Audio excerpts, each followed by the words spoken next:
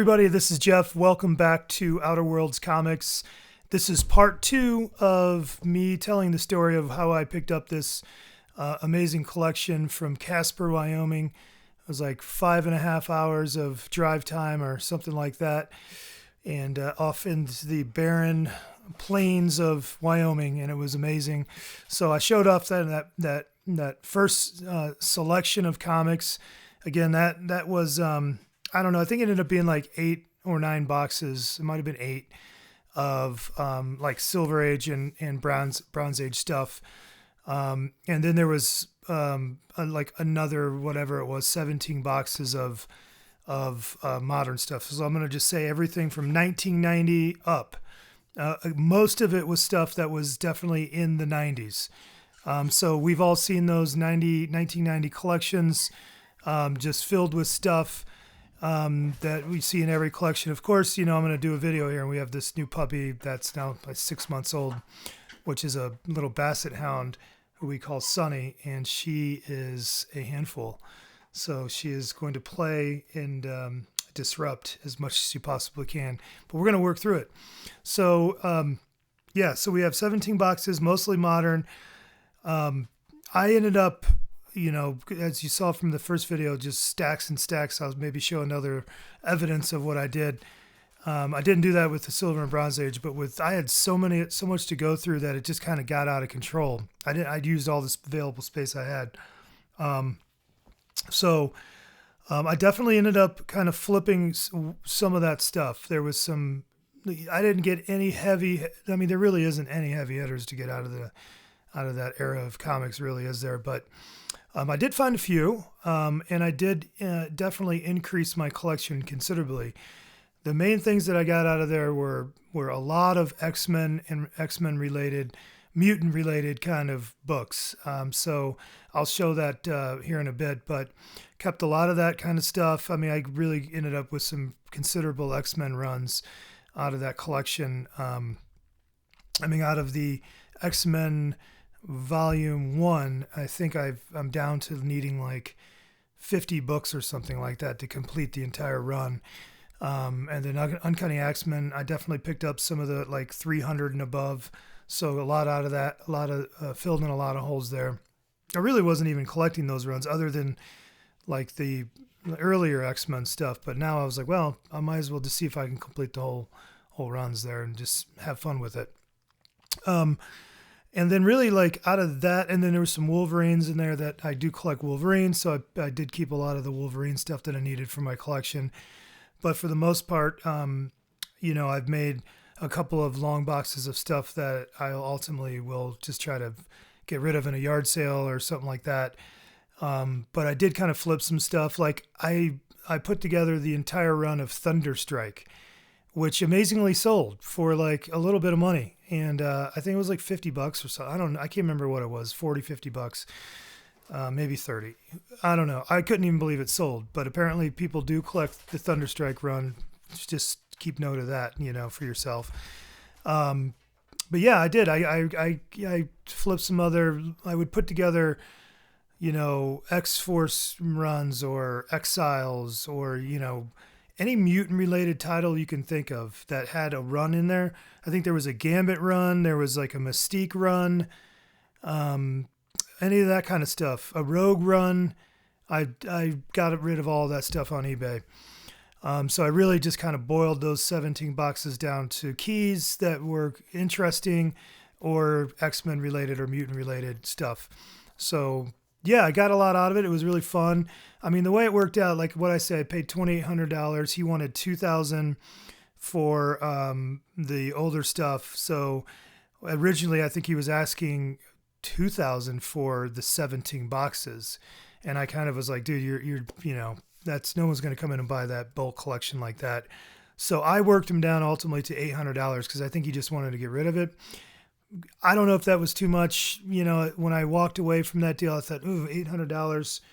But it was 17 boxes of comics. I mean, there had to be 2,000 comics in there, I think is what it was. So I don't know, do the math. I didn't do the math in my head for this video, and I'm not good at math. So that's the one thing I'm really not good at is math. I'm good at social studies and history. That's kind of what I focus in. So, yeah, anyway, so you do the math. You tell me, was it a bad deal or not? All I know is I definitely increased my X-Men collection, and I'd love to eventually be able to just sit down and read through that whole run one day. And I got some cool keys. So is what I'll do is I'll pop in a little clip here of me showing off just kind of how I arranged or what I ended up keeping out of that, and then I'll get into some keys after that. So hang tight. Here you get a little little view of the back room here. So this is a special case or situation for you right here. So hang tight. All right, everybody. So what I'm showing you here is it's a little peek in my little comic book cave here in my utility closet in my basement. And what I thought I'd just show you here is what I got out of the part 2 of this collection. And as I mentioned, it's just I got what I've kept was a ton of X-Men and mutant related books. So so basically what I have here is long boxes, and some of that's Hulk, and this is some Hulk up here. But this is all Uncanny X-Men, I believe. I'm not going to pull the whole thing out, and I'm not going to go through every single book here because I don't want to mess it up, and I'm going one-handed. But this is where X-Men Volume 1 starts over here. So I don't know. I had like I said, I had I don't know, maybe 20 X-Men Volume 1 books at the time, and now I've got a lot more. So and then all of these X-Men, I don't know what issues this is right here. Let's see if I can figure that out. That's 341. So pretty much everything that you're looking at in here is all stuff that I got out of those 17 boxes. Pretty much all of this X-Men Volume 1 in there is all stuff that I got from the collection. And then down here, again, I think this probably looks like I still need to do some filing, but yeah, there you go. So just more Volume 1 stuff, all of this, every bit of this, and then you get into that new X-Men run, which is really great. There are a lot of keys in there, so I pulled a couple of the keys out maybe, and I'm gonna drop my phone.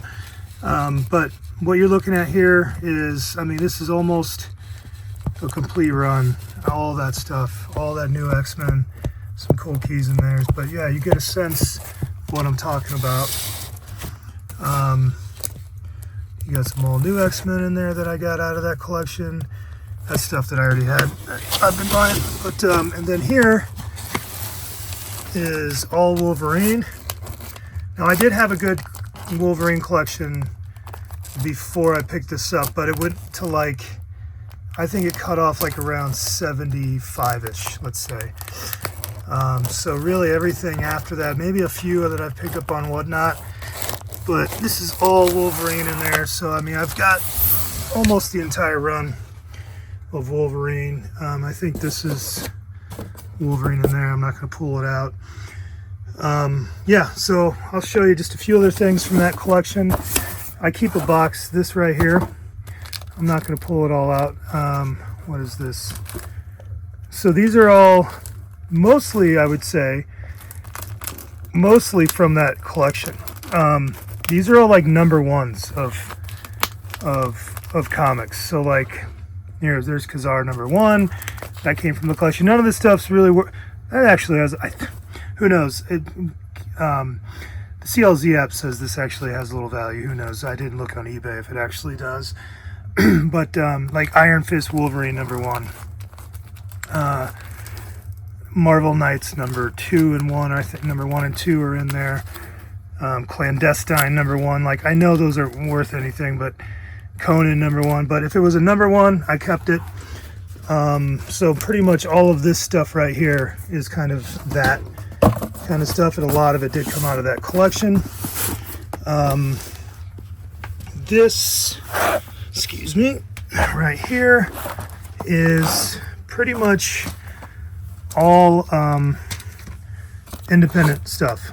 So I would say 80% of this box came out of that collection. So like, here's a big chunk of Evangeline, like, you know, nothing crazy in here, but I just kept it because I like it.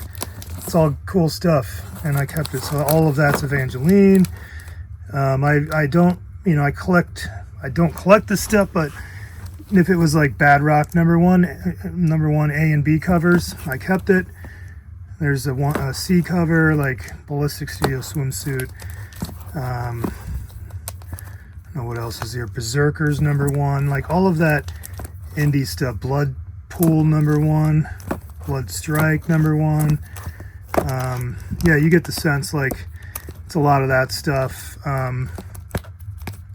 All New Exiles, that complete run, which I think is, I don't know, it's like 7 issues, 8 issues. I don't know how many it is, 10, 11? I have the whole run, that's all I know.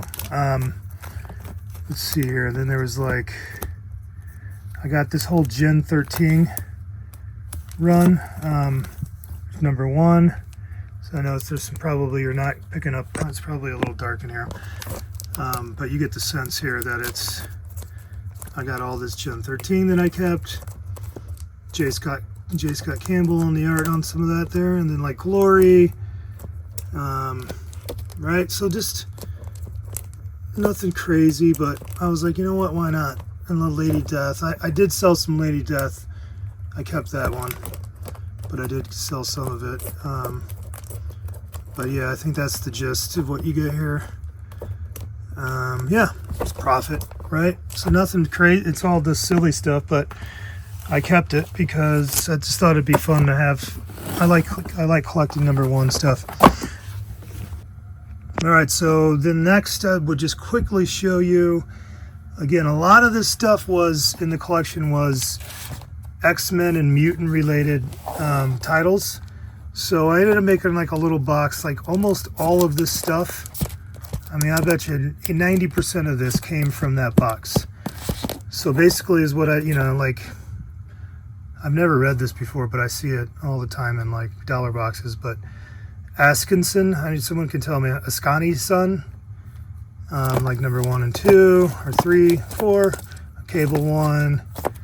You know, I kept some like further adventures of Cyclops, Domino. Like if it was a mutant, it was in this collection. Excalibur number 1, I think that's a key, number 7. Factor X number 1, Gambit number 1. I like this Gen X. I kept that because it's kind of psychedelic cover. All New Hellions, J2, Magneto, Mutant X number 1, Phoenix Untold Story number 1, X-Men Phoenix. You got a bunch of Sabretooth stuff. What else? That's actually not, that's Strong Guy, right? So X-23 run. And then, you know, I just kept some of the, I don't collect X-Factor or X-Force, but I kept some of the, like the lower numbers, or if there was a key, I kept X-Force keys, you know, some of those later issues. And then there's like a X-Force Volume 2, I think. I kept a good chunk of that, like 1 through 6 or something like that. There's some new X-Men keys that I put aside. And then like this Rise of Apocalypse, Age of Apocalypse stuff. And then, let's see here, over here, this again, just more X-Men related stuff. And I think almost everything in this stuff over here was already in my collection. But this is just anything X-Men, like there's some amazing X-Men, first few issues of that. Actually, that stuff was already in my collection. X-Men Brood. You know, none of it's really worth much, but I just figured why not. And, you know, I like the X-Men. So I just kind of kept all of this, like number 1s and number 2s, or a little series. Archangel number 1, Bishop number 1. Right, so you get the idea. There's some Cables in there. Adventures of Cyclops. There's an Exiles number 1. Gambit. Some Gambit externals. Juggernaut. X-Men Magic. More Magneto. There's a cool Magneto in here. I like that one right there. And some Phoenix Resurrection. CLZ says some of the Phoenix Resurrection stuff has some value. I have no idea. I haven't looked it up on eBay. But there's some cool X-Men Phoenix stuff in here. And what else we got? A lot of X-Men Phoenix. I like these covers. These are cool. Rogue #1. If it's an X-Men or a mutant, and it was like a #1, #2, or a small series, I just went ahead and kept it. Storm #2, Storm #3, 4, Weapon X half number. There's Wild Thing #1. Oh, I realized I probably just lost track. There you go, Wild Thing. X Universe, and then it had all of these. This series, which is like, I think, icons. So I had all the icons. It had Cyclops, Nightcrawler, Rogue, and Iceman, and then I think Chambers, the last one. Yeah, so I had all that. And then lastly, of this stuff, let's see what else. You know, there was a ton of Spider-Man. So for like this, for the more modern, post like 1990, you know, there wasn't anything crazy by any means. But you know, just to show, it was just like all this kind of stuff. Again, same thing with the X-Men. Like if it was just something I hadn't seen before, I kept like, you know, #0 and #1, I think that is, and then Amazing Scarlet Spider #1. There was a 2099 sketchbook thing, and then of course I've got a couple of those, and then there was a couple of these in there too. Amazing Spider-Man #1. Yeah, so that was it. You know, like I filled up this box right here is almost, I would say half of that is filled up with Spider-Man stuff that I got from that collection. And then you're like, yeah, so there you go. A lot of X-Men, Spider-Man, and then some independent titles. There's some more of these independent titles actually right here that were in that collection. So yeah, it was cool. So yeah, there you go. Got a little secret view, or a special view into the back room. I haven't decided what to call that view. As you can tell, I'm struggling with that. But yeah, so you got to check out a little bit of what's going on there. Yeah, so I'm pretty happy with that stuff. I mean, I got a lot of X-Men, and there's some small little keys in there, and I have a little mutant box. I have a cool little independent box. I kind of like it the way I have it set up. I should mention, I have a whole nother, the last box actually from that I got from that collection is still filled with tons of independent titles. None of it's really worth anything that I know of, but they're all in really nice shape. I rebagged and board them, and my intent at some point is just maybe to put them all on eBay or Facebook Marketplace and see if I get any takers. I find that I have better luck on eBay because there's somebody out there in the United States of America that just decided that they're going to be the guy who buys all the profit. I don't know. They're out there if you list it for the right price. So I do have a box of a bunch of that stuff still to deal with. But here, next is what I thought is I'll show you what I think are probably the best books that I got out of that stuff. There's some stuff that I'm not going to show that I sold. Like I had a huge run of not the initial, not the initial Thundercats run, but there were some subsequent runs after that. I had a whole bunch of that. So I sold all of that on eBay. There was an original, like that first appearance of Freddy Krueger, like that was in there, and I sold that. And then I got another book that I'm going to show you the copy I kept, but I ended up 2 copies of another book, one of them which is a pretty good book that I sold. And I didn't go back on my eBay prior sales to kind of see what I sold, but I definitely sold a few things that were, you know, in that $40 to $50 range that I found. I can't remember what they were, but I knew there was some stuff in there that had some value that I just wasn't interested in keeping my collection, and I was trying to get some money back.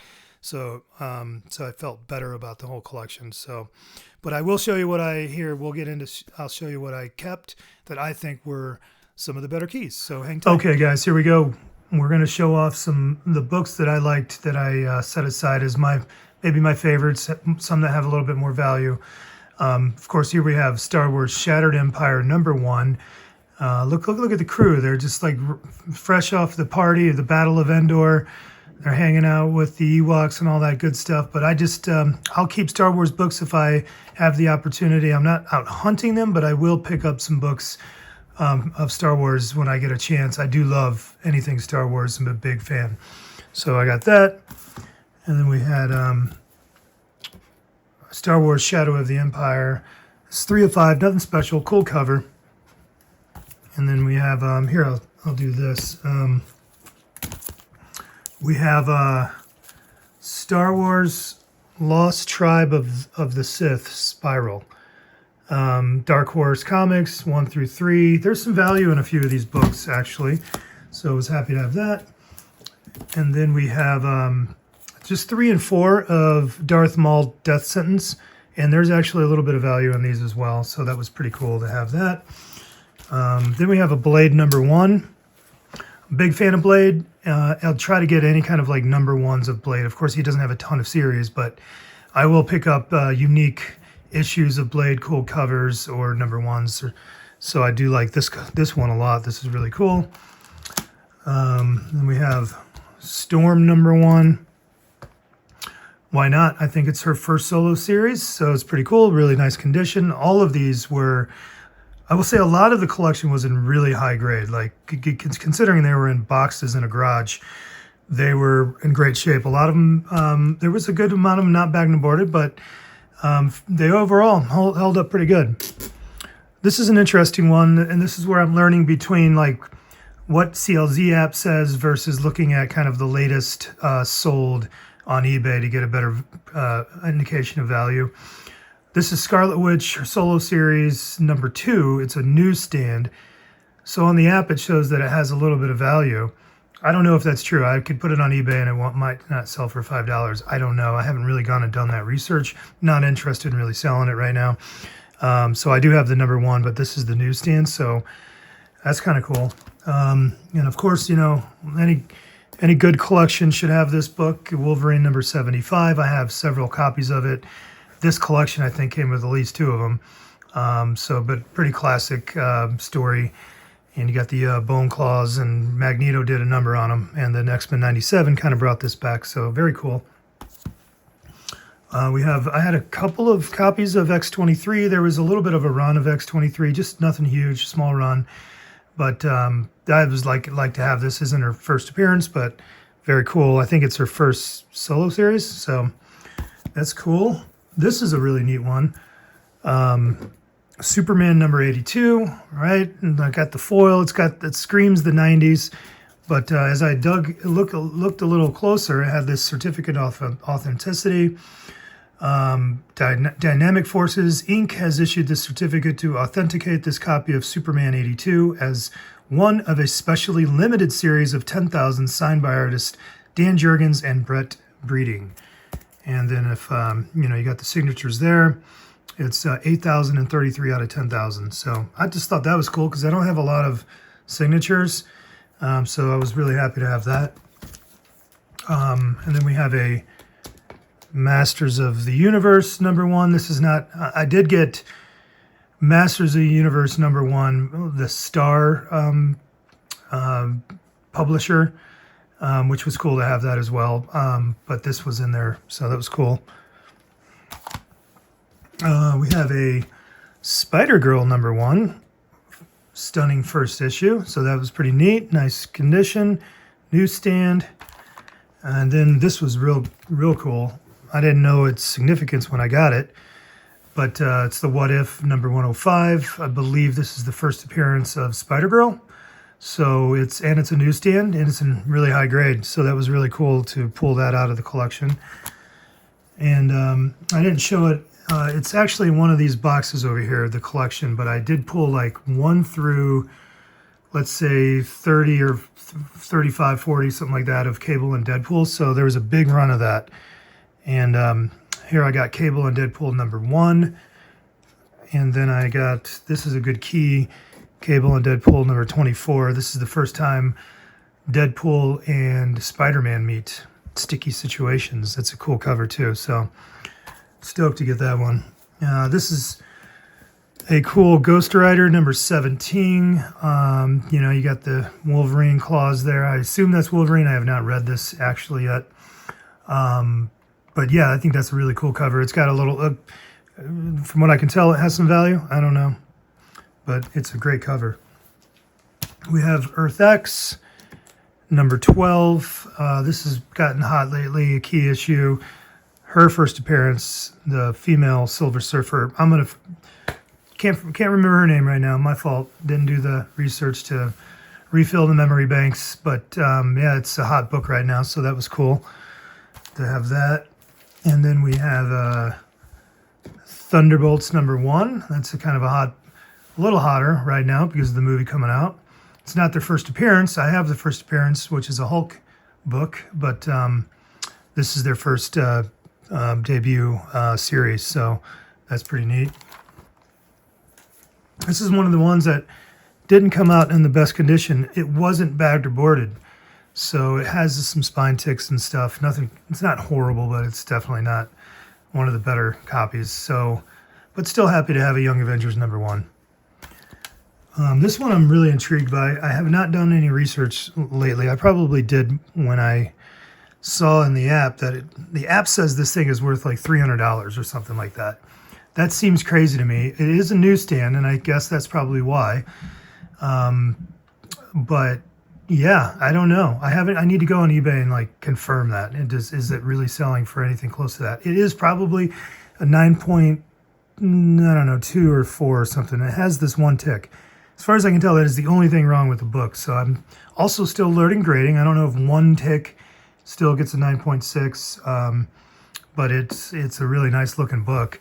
So that was really cool to have that.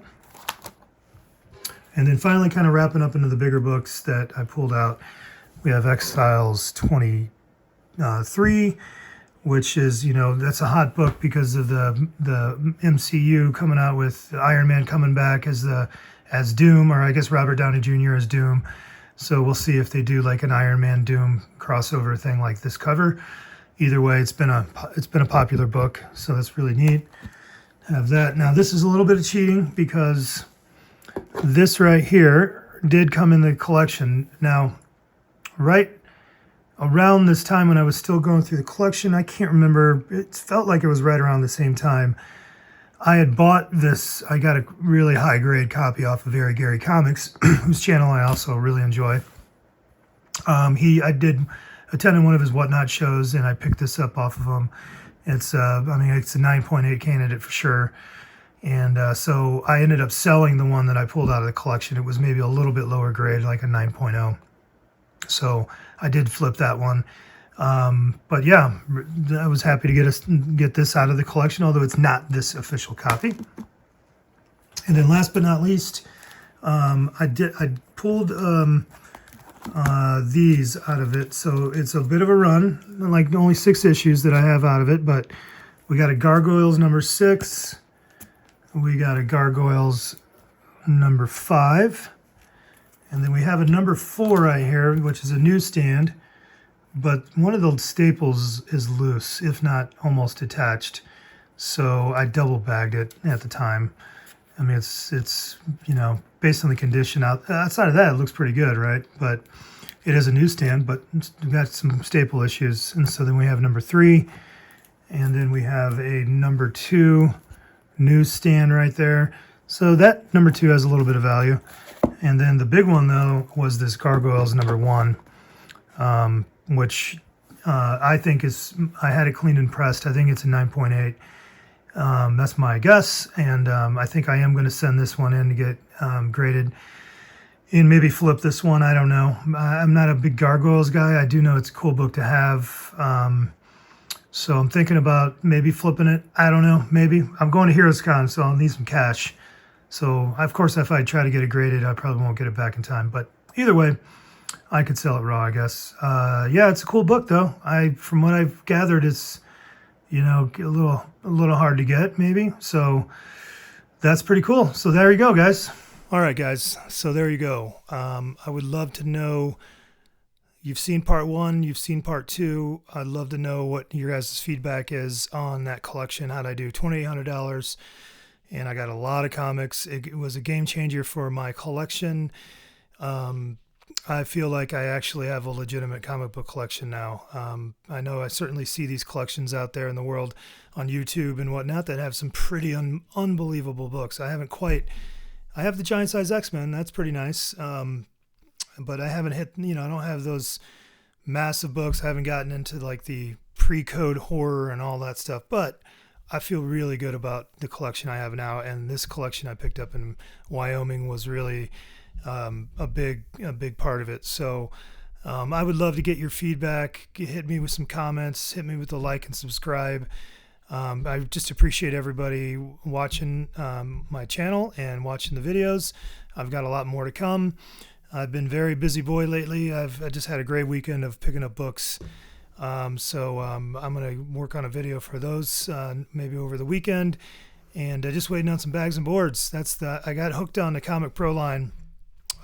Patriot Comics is a great YouTube channel as well. I highly recommend that.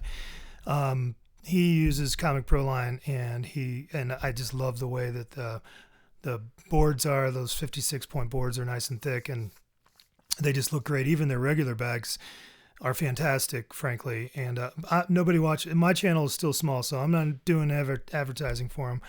I just really like their bags and boards. So thanks for hyping that a little bit, Patriot Comics. But yeah, thanks a lot for watching, everybody, and we'll see you on the next one. Take care.